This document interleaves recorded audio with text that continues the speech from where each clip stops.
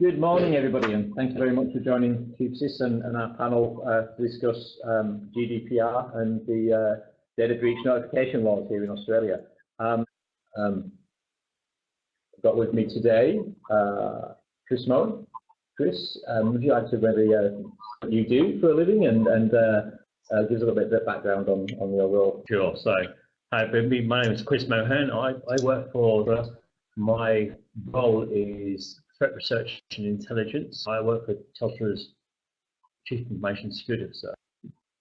Part of my role is really the privacy and security of Telstra's customers and staff's data, which is a fairly wide remit, as you can imagine, given the changing part of the world.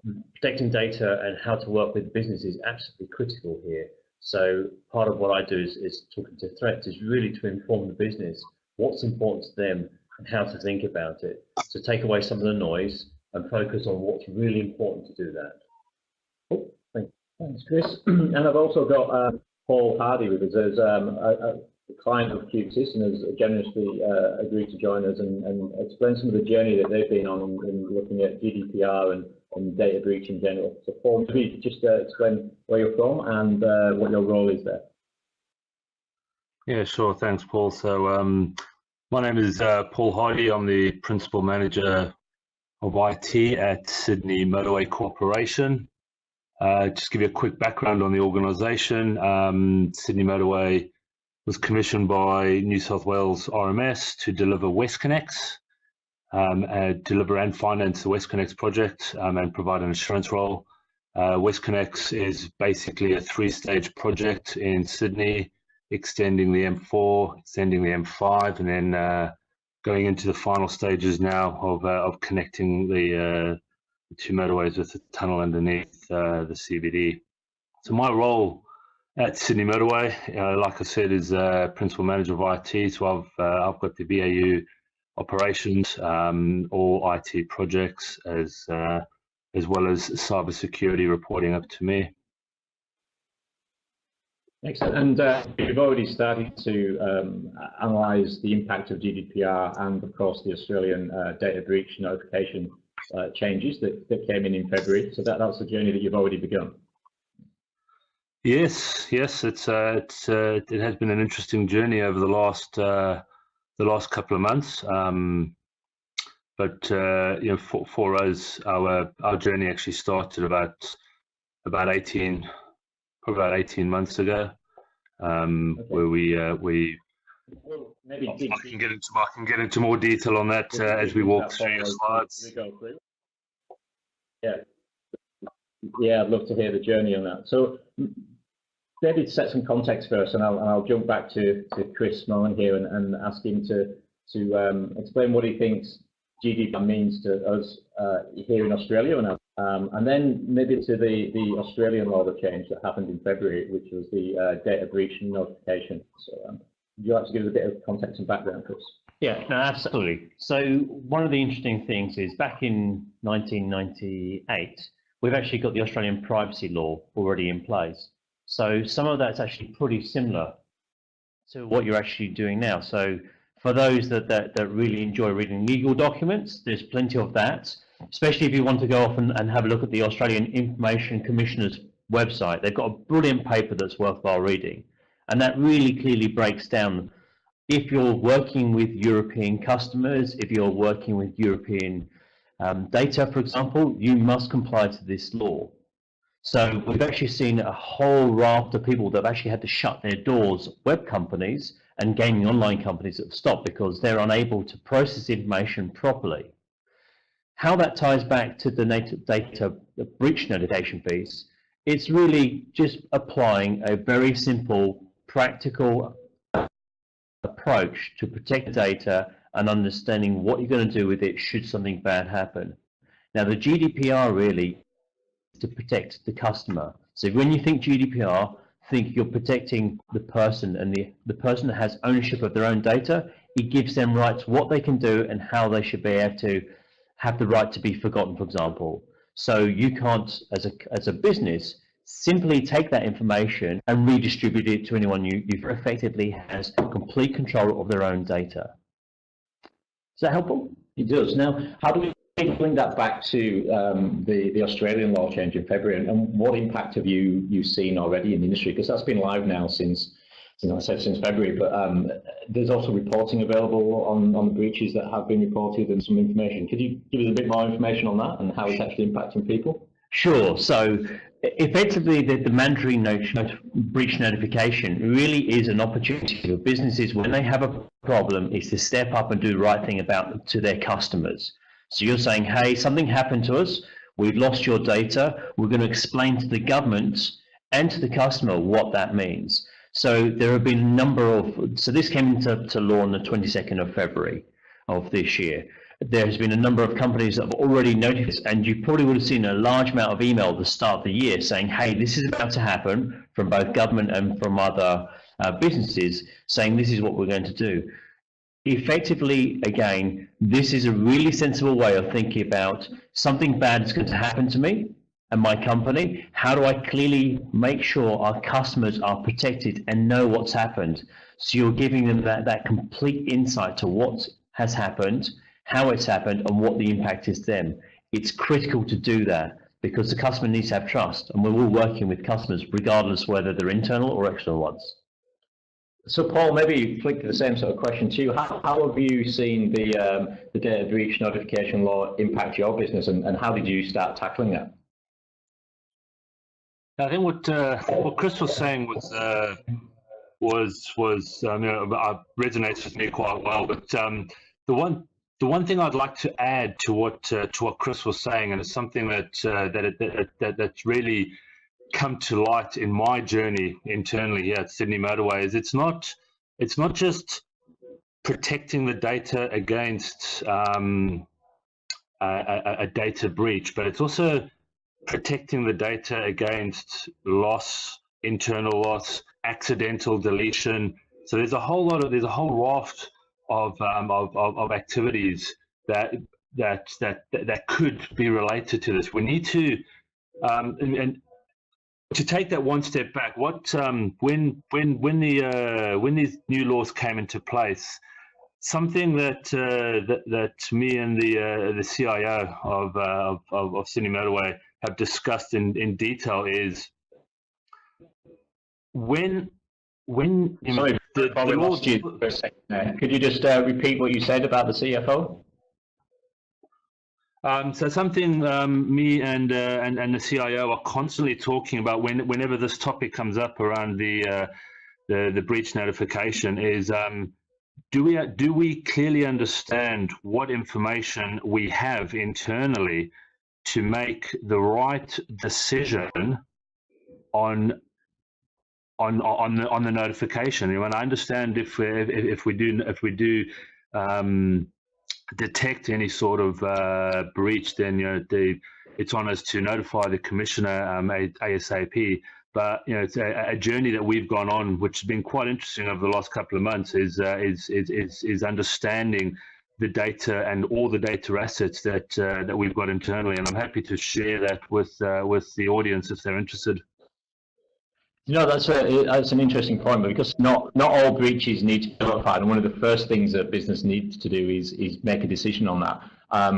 Chris, I know we have to notify the commission within 30 days. That's the limit here in Australia that we need to do that.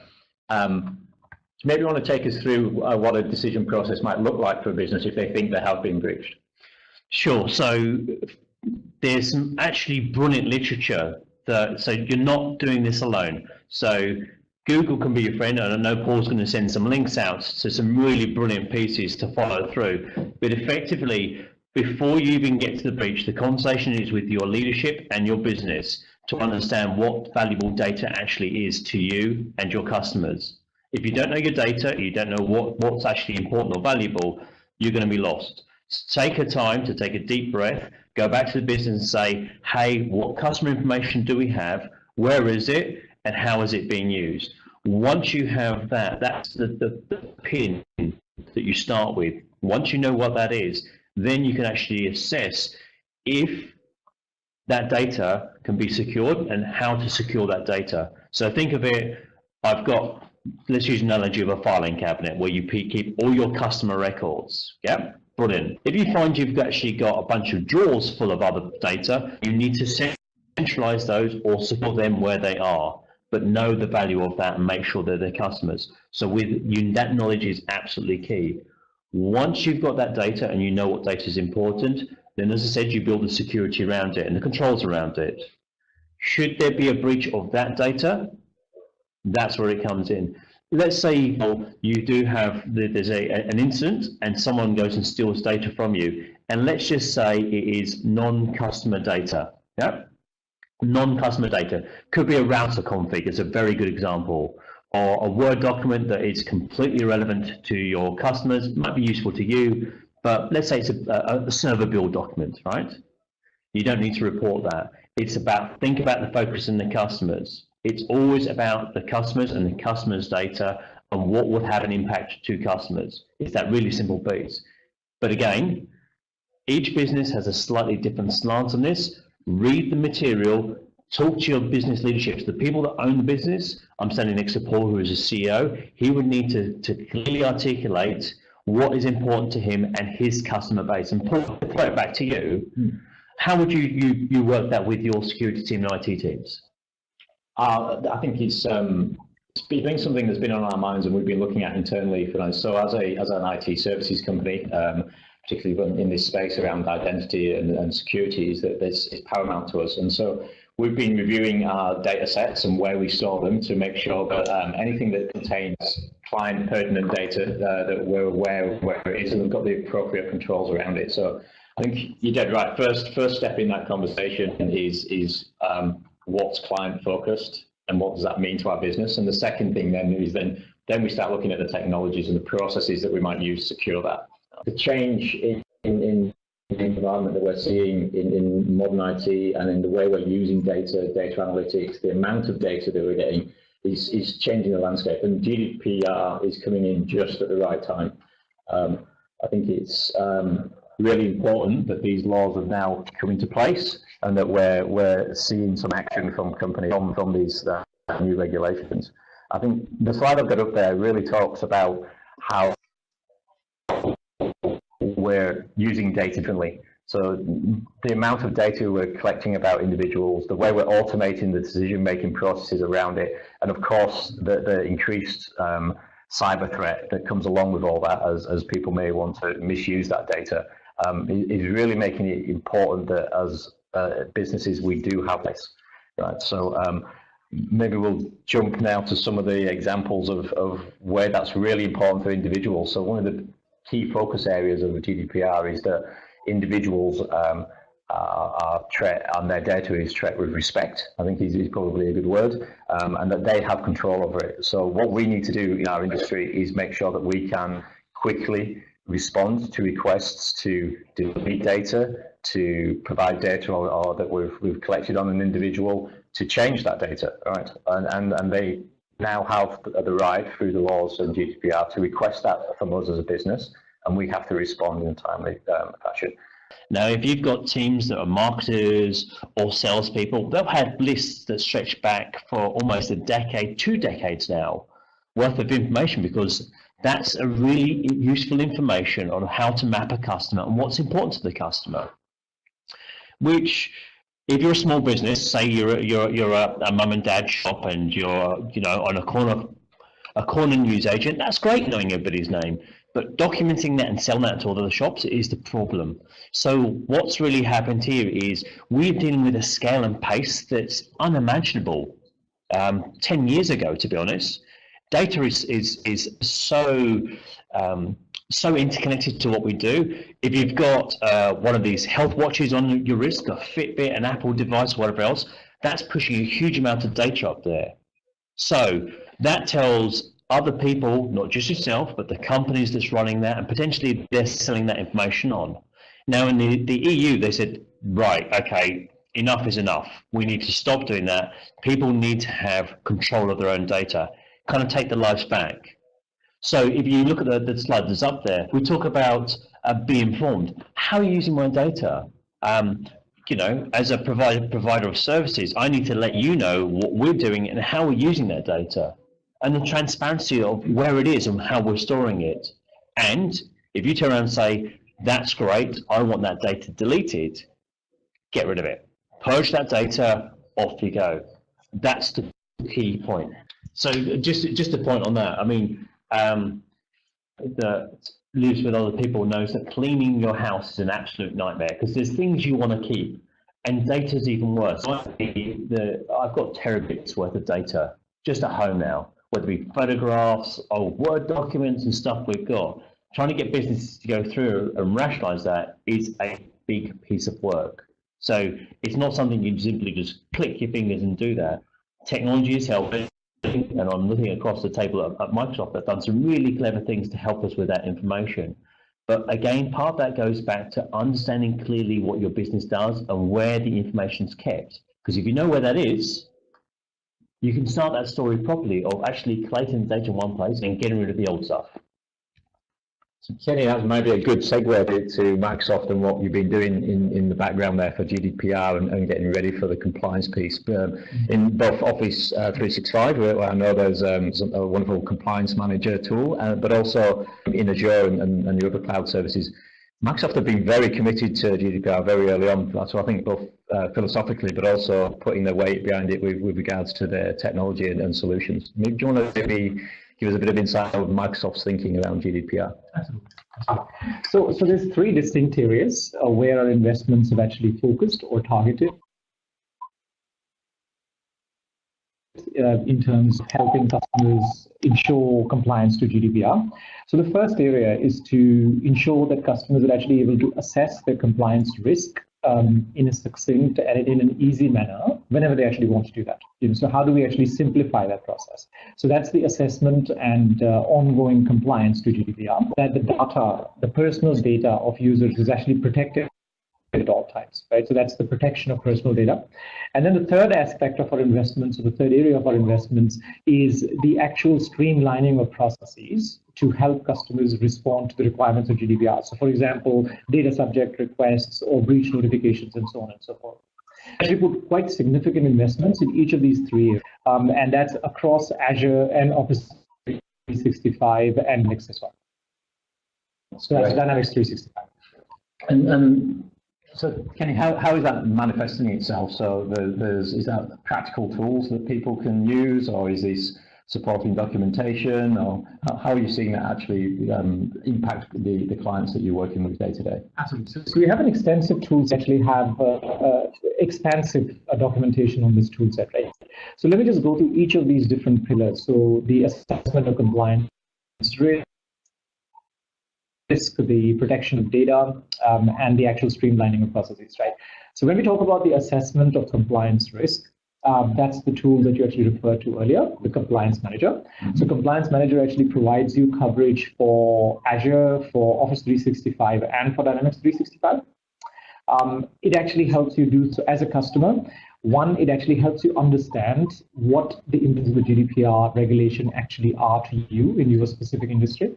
Second, it actually helps you map those implications to technical controls in Office 365 and in Azure. Yeah. So for example, how do we actually say, right, you need to protect your data as it actually travels through its life cycle, as an example, right? How do we actually then map it to Azure Information Protection? So Compliance Manager actually gives you that connection between the implications of GDPR from a personal data protection standpoint to the actual technologies that exist in each of the respective platforms. And then the third thing it actually allows you to do, this is the Compliance Manager tool, it actually allows you to make the auditing process really easy. So not only do we actually provide you expansive information on the controls that we manage as a part of being the data processor, right? But what we also allow you to do is to be able to track the controls that you actually manage as a customer and the assignment process. Let me tell you further, right? So for example, in a typical GDPR workflow, auditing workflow, you'll actually have privacy officers, you'll actually have compliance officers, you'll have security officers, and so on and so forth, right? So in the Compliance Manager tool, we actually give you a workflow where you can basically assign the controls that you manage as a customer to these respective roles, and then these roles can actually go and implement the control. We'll actually give we provide detailed step-by-step guidance on how those controls should be implemented from a technical standpoint, and then they can actually upload a screenshot or perhaps a report back into the compliance manager, and then when it actually comes time for auditing, you can actually just produce a report, a consolidated report that actually provides a complete trail of all the things that you did to manage your controls, and then all the things that Microsoft did to manage their part of the equation, the processor part of the equation. So we Kenny, as you might be surprised to hear, as a dedicated Microsoft partner, we use Compliance Manager internally, and one of the things I think we found very useful with that was not only did we get a board that gave us a score and could see our progress, and we could use these workflows you're describing to tackle our compliance needs, but it was really pleasing to see that Microsoft had done half the work for us, so it felt like that. Right? So the articles within the GDPR regulations that Microsoft are able to address through the use of 365 platform were already completed. So we opened the Compliance Manager and started to use that within our business, and it was, I'd say, it was really pleasing to see some scores already up there with West. Maybe it's a good time to jump back to Paul Hardy and ask Paul how West Connects went and tackled this journey, and what your first activities were, and then how you came up with a plan so that you could meet the compliance needs. Because compliance in GDPR obviously is something that is ongoing. It's not something that it's not a destination. It's a journey that we're going to be on for a very long time. Right? So Paul, maybe over to you for some background on how you tackled that. No problems. I think what you just said there earlier on, Paul, is key. That this is a journey. The whole cybersecurity. So I'll try and summarize what we've done and some of the lessons that we've learned internally on our journey. I think what was critical to us, and the underlying principle that we tried to adhere to, was to basically understand where our data was, what type of data we had, and we needed to ensure that we were talking a common language with our business. And when we made that decision, it took us on a journey to understand what risk management frameworks were currently in place. As a construction organization, you can imagine we've got a very detailed risk management procedure and risk appetite process. So that was really my first step, was to understand that risk management framework and to be able to have the discussion with our business leaders in line and using a similar kind of language that they were used to. So we looked at applying a cybersecurity framework as our first step, and I think this is a great step for any organization that doesn't really know how to tackle cybersecurity. There are a number of frameworks out there, all the way up to PCI DSS if you are storing credit cards, or there's ISO 27001. We actually went with the NIST framework. It was we didn't have to comply with any formal standards, and the NIST actually worked really well for what we needed. Taking that one step back, a bit of advice we were given early on before we actually started the framework, which is a bit of advice I'd like to give to all the listeners on this, is to conduct a business impact assessment. What this enables is you to have a conversation with your business leaders around the impact of a data breach or any sort of issue happening with any of your IT systems. So what we maybe Paul, I might jump in there, Paul, because that implication of what that means is maybe a good segue into making sure that everybody's aware of the fines and that come along with GDPR and with the data breach notification here in Australia. So Chris, tell us the bad side of these things if we don't manage to comply and how that can impact our businesses. Okay, so like any regulator, people like to have very large sticks, and GDPR has a very, very, very large stick if they want to use it. Now, again, have that in the back of your minds. If you're running from fear that someone's going to fine you, you've got much bigger problems in the first place. But in the horror stories that you've probably been reading in the news and seeing on things like Twitter, LinkedIn, and all those other wonderful social media articles, they've been talking about a $20 million euro fine, or 4% of your worldwide revenues up to that financial year, which is a vast amount of money. I've tend to find that there will probably be some very sensible conversations what you did and how you did it. If you have made some egregious mistakes and put customers at risk, you deserve to get what the law throws at you. If you've done it because it's just been a really, really bad day, which, let's face it, in security and IT, we have this every other day, bad things happen to good people. So you will be fined, but the fact to have a sensible conversation with the regulators in both cases to say, hey, look, if you can show them your instant response plans, the work you've done with it, the huge amount of background, the conversations you've had with your customers and businesses, people don't want to make you go out of business because, hey, they're just going to fine you. They want you to be mindful and protective of the customers and show people that people do care and doing the right things. So for me, there are some terrifying numbers out there. The conversation always with leaders is, if we do the right thing, yes, bad things will happen because that's just the way of the world. However, we can show to not only our customers, but to the regulators and the lawyers coming towards us, we did absolutely everything within our power to do this. It won't make a happy conversation, but it'll make a lot less a financial risk to you from a fine or punishment. So those GDPR fines are really quite significant. So they mean business, and I think this change in law from Europe is really quite broad and significant to lots of parts of our life. And to be honest, it's probably needed at this point. But what about Australia? What's the fines and the data breach notifications here a bit closer to home? What are we looking at there?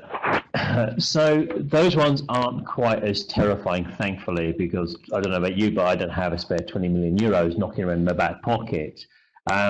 These ones are going to be much more sensible conversations. There's been conversations up to about the 150,000 Australian dollars, but the real impact here is going to be the impact via media. For the last, I want to say 25 years, doing best practice control. Who knew that would be important? You know, rights management, actually labeling our information as it actually stands out. So I'd love to tell you there's a wonderful new piece of technology.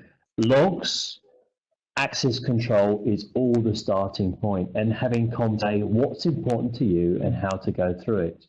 Now, I know that, so we've been working very closely with companies like Microsoft to really get a framework of how we can do this at scale, because the scale is the problem. We've got cloud services, we've got information on people's hard drives, we've got people on USB sticks. So we need to drag all that information back in there where we possibly can and centralize it, but have the standard controls in place. Paul, I'm just curious, did you have that same sort of conversation with your business and say, hey, we're not doing anything new, but we need to do what we were supposed to do 10, 15 years ago? Yes, Chris, I think the honest truth is that there is little change in what we need to do as IT. I mean, we've probably got better tools to do that now and more visibility. And maybe I'll ask Kenny about that, particularly in Office 365, right? Because some fantastic ways to see the data, and the analytics engines that we're getting behind there is awesome for our business. But you're dead right. At the end of the day, we should have been doing this for 10, 15, probably could have been doing a better job. And to be honest, the data was probably always there. It's our process and to make that better. So Kenny, maybe some of the analytics background and capability from Microsoft and what they're doing in 365 and why that's changing up for us. Yeah.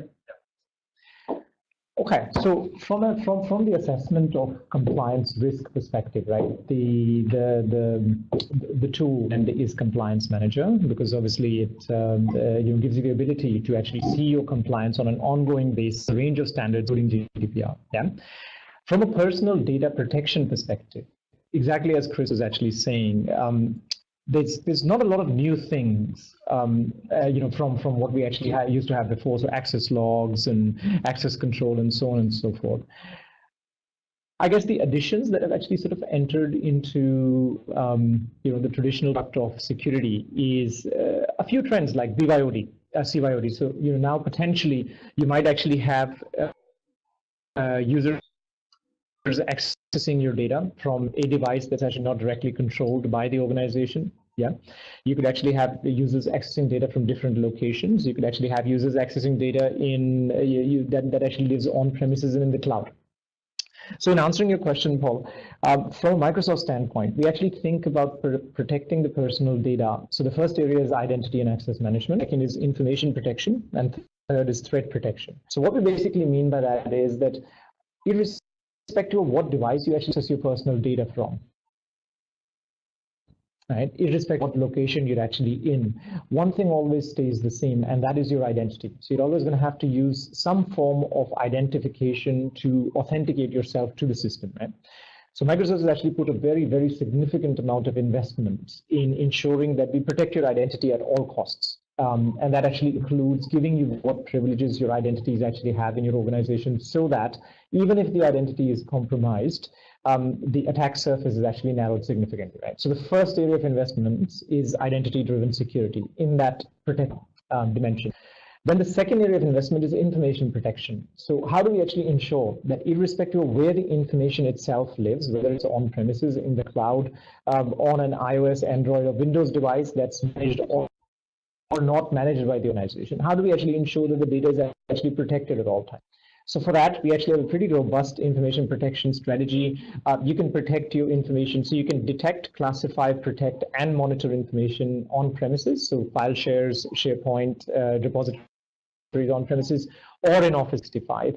We also give you the ability to detect, classify, protect, and monitor information that's stored in third-party SaaS applications, and we actually have a cloud access security broker that allows you to do that. So that's Microsoft Cloud Access Security. So pretty comprehensive information protection coverage across on-premises, in Office 365, third-party SaaS applications as well through Microsoft Cloud App Security. That's great to see that Microsoft are putting so much effort into the tool sets and the processes behind GDPR. I really think it's a great start for any organization that hasn't begun their journey to compliance. We're quickly running out of time, so maybe some closing comments from me before we make an offer to our attendees here and provide some more information in the background.